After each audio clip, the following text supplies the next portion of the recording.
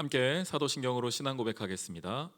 전능하사 천지를 만드신 하나님 아버지를 내가 믿사오며 그 외아들 우리 주 예수 그리스도를 믿사오니 이는 성령으로 잉태하사 동정녀 마리아에게 나시고 본디오 빌라도에게 고난을 받으사 십자가에 못 박혀 죽으시고 장사한 지 사흘 만에 죽은 자 가운데서 다시 살아나시며 하늘에 오르사 전능하신 하나님 우편에 앉아 계시다가 저리로서 산 자와 죽은 자를 심판하러 오시리라. 성령을 믿사오며 거룩한 공회와 성도가 서로 교통하는 것과 죄를 사하여 주시는 것과 몸이 다시 사는 것과 영원히 사는 것을 믿사옵나이다. 아멘. 찬송가 91장 함께 찬양하겠습니다. 슬픈 마음 있는 사람. 슬픈 마음 있는 사람 예수 이름 믿으면 영원토록 변함없는 기쁜 마음 얻으리. 예수의 이름은 세상의 소망이요 예수의 이름은 천국의 기쁨일세. 거룩하신 주의 이름 너의 방패 삼으라. 환난 시험 당할 때에 주께 기도드려라. 예수의 이름은 세상의 소망이요 예수의 이름은 천국의 기쁨일세. 존귀하신 주의 이름 우리 기쁨 되도다. 주의 품에 안길 때에 기뻐 찬송 부르리. 예수의 이름은 세상의 소망이요 예수의 이름은 천국의 기쁨일세.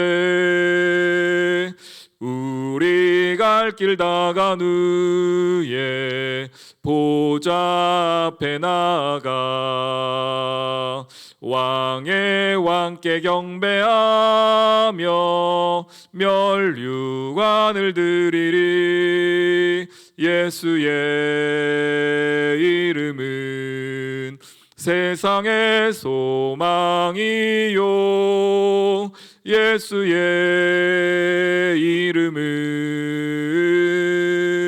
천국의 기쁨일세.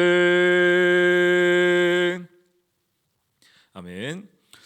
오늘은 마태복음 8장부터 10장까지 함께 보게 될 터인데요, 오늘 이 새벽에는 마태복음 8장 1절로 4절까지의 말씀 함께 보도록 하겠습니다. 마태복음 8장 1절로 4절의 말씀입니다. 예수께서 산에서 내려오시니 수많은 무리가 따르니라. 한 나병 환자가 나와 절하며 이르되 주여 원하시면 저를 깨끗하게 하실 수 있나이다 하거늘 예수께서 손을 내밀어 그에게 대시며 이르시되 내가 원하노니 깨끗함을 받으라 하시니 즉시 그의 나병이 깨끗하여진지라. 예수께서 이르시되 삼가 아무에게도 이르지 말고 다만 가서 제사장에게 내 몸을 보이고 모세가 명한 예물을 드려 그들에게 입증하라 하시니라. 아멘. 구원자이자 또 메시아 되시는 예수 그리스도께서 이 땅에 오신 이후에 많은 일들을 하셨습니다. 성경은 예수님이 하셨던 일을 이렇게 요약하지요. 가르치시고 전파하시고 또한 치유하시더라, 낫게 하시더라, 이렇게 말씀을 합니다. 오늘 8장부터 시작하여 8장과 9장에 보면은 예수님께서 치유하시는 사역들, 계속되는 치유의 사역들이 나오고 있습니다. 몸이 아팠던 자들에 관하여서 또 보지 못하였던 자들에 관하여서 예수님께서 그들을 치유하시는 역사들이 나오고 있습니다. 성경에서 나오는 치유의 역사는 물론 그 병 나음 자체가 그래서 그 병을 낫게 하는 예수님의 능력을 보여주는 것이기도 합니다. 그것도 물론 맞는 이야기이지만 조금 더 구체적으로 또한 성경을 전체적으로 우리가 조망하여 그 사실을 확인하게 된다면 예수님께서 왜 그런 일들을 하시는가 한 가지죠. 내가 누구인가? 병을 낫게 하는 나는 누구인가? 이것을 알려주는 것입니다. 예수 그리스도가 하나님의 아들이시며 또한 우리의 육신과 우리의 마음을 만든 창조주이심을 알려주는 사건이 이런 회복의 사건, 치유의 사건 속에 들어 있습니다. 샬롬이란 말을 알고 계실 겁니다. 우리가 평안하냐, 샬롬, 평안 이 할 때 샬롬 말입니다. 이 샬롬의 그 뜻 자체가 평안인데 그 뜻의 조금 더 구체적인 뜻을 살펴본다면 평안하다는 것은 무엇이냐면 하나님이 온전한 상태, 또 하나님이 주신 은혜가 온전한 상태, 그리고 그걸 조금 더 우리 창조와 연결시켜 본다면 하나님이 우리를 맨 처음 만드셨을 때에 우리에게 죄가 들어오기 전의 상태를 샬롬의 상태라고 말합니다. 샬롬 이렇게 말합니다. 그래서 예수님께서 우리를 치유하시는 것, 회복하시는 것, 병자들을 치유하는 것은 샬롬을 누리지 못하고 있던 자들을 샬롬의 상태로 바꾸어지는 것을 말합니다. 달리 얘기하면 우리 죄가 들어와서 우리의 삶을 어그러뜨리고 죄로 말미암아 우리가 죽음을 당하게 되고 육신도 어려움을 당하게 되고 삶에 많은 고난들이 있게 되는 그런 상황이 되었는데 샬롬을 잃어버린 상태가 되었는데 그 상태를 다시 창조 때의 모습으로 샬롬의 상태로 돌리는 것, 그것을 샬롬이라고 말하며 예수님의 치유는 바로 그 샬롬을 보여주는 것입니다. 근데 조금 예수님께서 치유하시는 사람들 가운데 보면은요, 꼭 이 마태복음 우리가 읽었던 8장뿐 아니라 구약에서도 그렇고 앞으로 나오는 신약의 여러 장면 가운데에 치유하는 사람들 가운데는 누가 항상 들어있냐면 이 나병 환자가 들어있습니다. 옛날 우리의 표현으로 한다면 이 문둥병 이렇게 말했었죠. 이게 문둥이 아주 안 좋은 비하하는 표현인데요. 이젠 쓰지 않습니다. 이 나병 환자라는 표현을 나병 환자들을 치유하는 장면이 있습니다. 뭐 잘 아시겠지만 우리 성도님들, 나병은 이 손가락 혹은 코, 발가락 이런 것들이 썩어서 문드러져서 이렇게 떨어져 나가는 병입니다. 그렇다고 해서 그것이 옮는 병은 아니지만 그것들이 당시에 사람들이 생각할 때에는 나병 환자들은 분명히 무언가 잘못했기 때문에, 그리고 당시에는 치료법도 없었기 때문에 이 사람들과 같이 섞여 사는 것을 극도로 싫어했지요. 이스라엘 가운데에 나병 환자들이 있었습니다. 이 나병 환자들이 겪는 가장 아픈 일은 무엇이냐면, 물론 그들이 겪는 육체적인 질병도 너무너무 아픈 일입니다. 그들이 더 이상 나을 방법이 없고 약이 없기 때문에 나병이라는 그 병 자체도, 자신이 겪는 그 병 자체도 너무너무 힘듭니다. 그런데 나병 환자가 정말 힘든 것은 무엇이냐면 가족에게 버림을 받습니다. 지역 공동체에서 버림을 당하게 됩니다. 그들은 이 성 밖에서 따로 나가 살아야 하는 것이지요.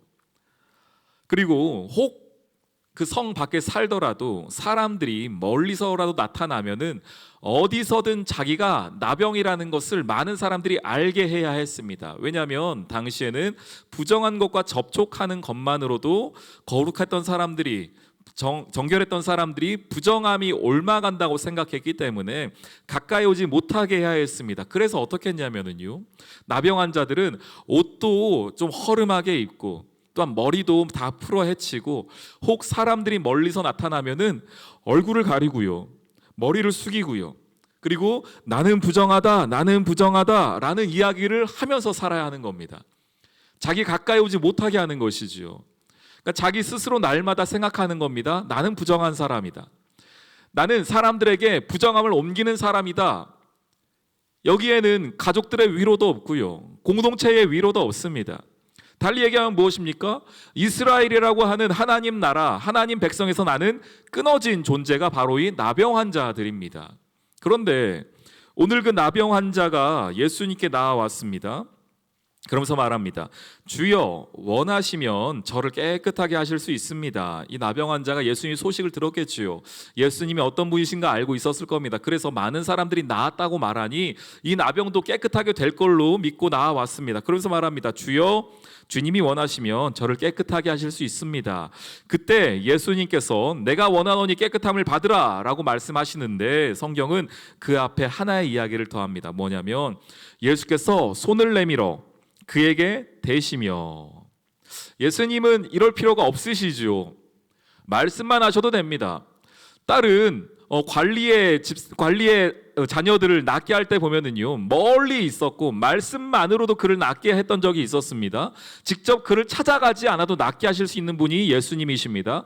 그런데 오늘 이 나병 환자에게는 직접 손을 내밀어 그에게 대시며, 그리고 나서 말씀하십니다. 내가 원하노니 깨끗함을 받으라 라고 말씀하셨습니다. 이거는 나병 환자뿐 아니라 주변 사람들에게 알려주는 겁니다. 오늘 1절에 보면은요, 수많은 무리가 따르고 있었거든요. 수많은 무리가 그 광경을 보고 있었습니다. 나병 환자가 저 멀리서 가까이 왔을 때에 이 수많은 무리들은 아마 길을 다 비켰을 겁니다. 조금이라도 닿는 것, 조금이라도 내가 부정해지는 것을 막기 위하여서 최대한 멀리 갔을 것입니다. 그러면 예수님과 그 나병 환자는 1대1로 만났을 거예요. 예수님도 저 멀리 오는 나병 환자를 보았을 것입니다. 그러면 멀리서 이렇게 말씀하실 수 있어요. 너 거기 있어라. 오지 말아라. 내가 여기서 말해줄게. 너 거룩해져. 넌 나을 것이다. 깨끗해져라. 말씀만 하셔도 되는데 오늘 성경은 말합니다. 직접 그에게 가셔서 손을 내밀어서 그를 만지셨다고 말합니다. 이거는 그 나병 환자뿐 아니라 그 주변 사람들에게 주는 강력한 메시지가 있는 것이지요. 이 사람은 거룩하다. 이 사람은 더 이상 부정하지 않다. 그러니 너희가 이 사람을 맞아들여줘라 라는 이야기를 하는 것입니다. 그렇게 하여서 이 나병 환자가 깨끗하게 받습니다. 율법에 보면은 구약시대 때에는 의사가 따로 없으니 제사장이 마지막 최종 치유 판결을 하게 됩니다. 그렇기 때문에 예수님께서 이렇게 말씀하시죠. 삼가 아무에게도 이르지 말고 다만 가서 제사장에게 내 몸을 보이고 모세가 명한 예물을 드려서 그들에게 입증해라. 무슨 얘기입니까? 내 몸이 다 나았습니다. 나병이 다 나으면 어떻게 할 수 있을까요? 그렇게 보고 싶던 엄마 아빠 찾아갈 수 있습니다. 부모님을 찾아갈 수 있습니다. 가족들을 찾아갈 수 있습니다. 다시 한번 그 공동체 안에 받아들여지게 되는 것입니다.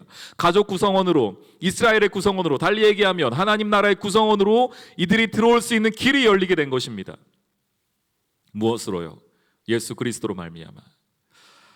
우리는 성경을 읽을 때에 단순히 이 사람이 나았구나를 생각하는데, 물론 그것도 중요한 사건이지만 이 사건을 통하여서 우리가 깨달아야 하는 것이 있습니다. 이 나병 환자가 누구일까? 실은 저와 여러분이지요. 거룩함을 잃어버린, 그래서 하나님 나라에서 쫓겨나서 살고 있던, 어둠 속에 살고 있던 그런 저희들이었습니다.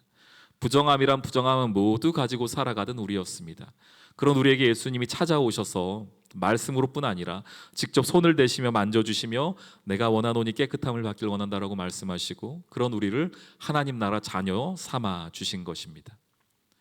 이 시간 그 은혜를 생각해 본다면, 내가 그렇게 부정한 자였는데, 나병 환자 같은 나였는데 예수 그리스도로 내가 깨끗함을 받았다고 생각한다면 우리가 하나님 앞에 감사의 제목들이 왜 없겠습니까?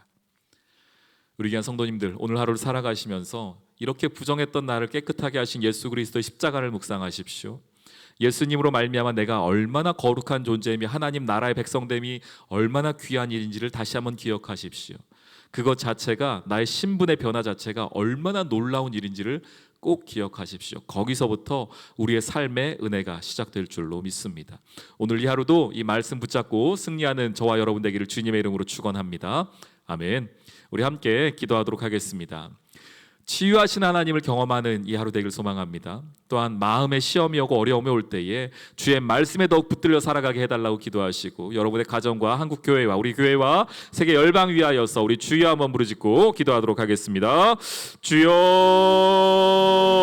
하나님, 오늘 이 하루를 살아가며 치유하시는 그 하나님을 다시 한번 묵상합니다. 내 삶의 자리 가운데 역사하신 주의 은혜를 다시 한번 바라보길 소망하오니 주여 함께하여 주시고, 오늘도 회복하시며 치유하신 주의 말씀 가운데 승리하는 우리 모두 될 수 있도록 인도하여 주시옵소서. 주옵소서. 우리의 삶의 자리 가운데 거룩함을 잃어버리고 살았습니다. 예수 그리스도가 아니었다면 죽을 수밖에 없는 우리들이었습니다. 주여 우리의 삶을 다시 새롭게 하여 주시고 그네 가운데 승리하는 이 시간 될 수 있도록 역사하여 주옵소서.